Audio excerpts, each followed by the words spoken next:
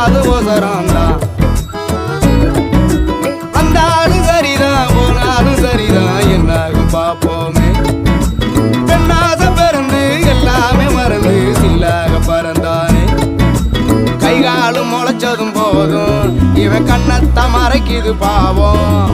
பித்தாக பிடிக்க பிஞ்சாக துடிக்க முத்தாம போனானே. ஒன்னொன்னா ஏறுது பாரு